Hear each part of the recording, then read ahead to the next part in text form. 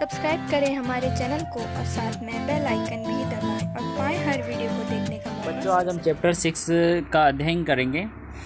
Chapter 6 में हमारा क्या आता है? यदि हिंदी वाक्यों के अंत में किया करता था, खेला करता था, लिखा करता था आदि आते हैं। क्या क्या? यदि हिंदी वाक्यों के अंत में किया करता था, खेला करता था, लिखा करता था आदि आते हैं, तो ऐसे सेंटेंसेस को इंग्लिश में ट्रांसलेट करने के लिए यूज़ टू प्लस एक्शन या वुड प्लस एक्शन का यूज़ करते हैं। हम क्या यूज़ करते हैं? यूज़ टू प्लस एक्शन या फिर वुड टू प्लस एक्शन का यूज़ करते हैं। तो हमारा एक्शन है आई यूज़ टू प्लस एक्शन, यानी कि करता था, करती थी, है ना, किया करता था, किया करते थे। ऐसे इस तरह के सेंटेंसों को हम क्रिएट करते हैं। जैसे कि सबसे फर्स्ट में जो हमने देखा है आई के साथ में use two plus action use हो रहा है, तो यहाँ पे जो यूज़ टू जो वर्ड है, ये वर्ब है। हम इसको क्या कर सकते हैं? किसी भी सिंगुलर सब्जेक्ट हो या प्लूरल सब्जेक्ट हो, सभी के साथ हम यूज़ टू का यूज़ कर सकते हैं। यानी आई, बी, यू, दे, सभी के साथ में हम आई का यूज़ कर सकते हैं। चलो हम यूज़ करते हैं। आई यूज़ टू राइट आर्टिकल्स, मैं आर्टिकल्स लिखा करता था, यानी कि अभी लिखता नहीं है, पहले बता रहा है कि मैं पहले आर्टिकल लिखा करता था। तो I used to right articles. मैं कविताएं लिखा करता था। I used to compose poems, यानी मैं आई यूज़ टू में किया करता था, कंपोज मीन्स लिखा करता था, पोइम्स मीन्स कविताएं। मैं आर्गन बजाया करता था। I used to play argon, यानी कि इसमें उन आदतों के बारे में बताया जाता है जो अब छोड़ चुके हैं और पहले हम करते थे वो काम। मैं कोट पहना करता था, यहाँ पे सॉरी कहना नहीं है, पहना था। यहाँ पे मैं कोट पहना करता था। I used to put on coat, मैं कोट पहना करता था। मैं उसको याद दिलाया करता था। I used to remind him, remind him means याद दिलाना, तो I used to remind him, मैं उसे याद दिलाया करता था।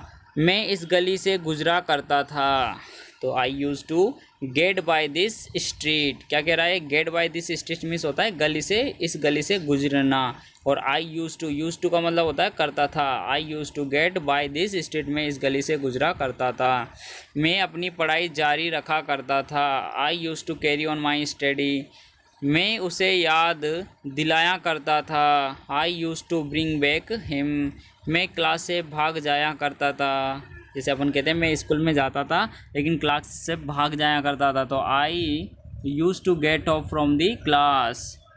मैं समय पर स्कूल जाया करता था।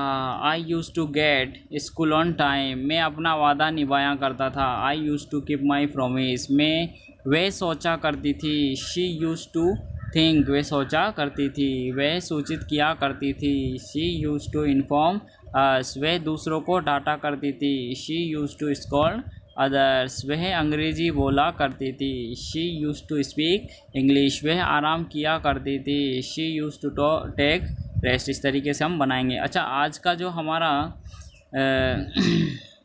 जिसे बोलते हैं प्रोवर्ब्स, क्या है? Where there is a will there is a way, जहाँ चाहे वहाँ राय ना।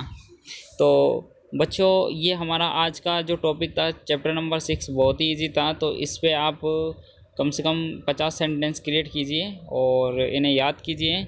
और मैं बहुत ही जल्दी आप लोगों के लिए इंग्लिश ग्रामर लेके आ रहा हूँ, जो कि आप लोगों की कंपटीशन एग्ज़ाम में भी बहुत ईजी होगी और इसी तरीके से आप अच्छे से कर पाओगे। कैसा ही डिफ़िकल्ट सेंटेंस हो, आप उसको अच्छे से कर पाओगे।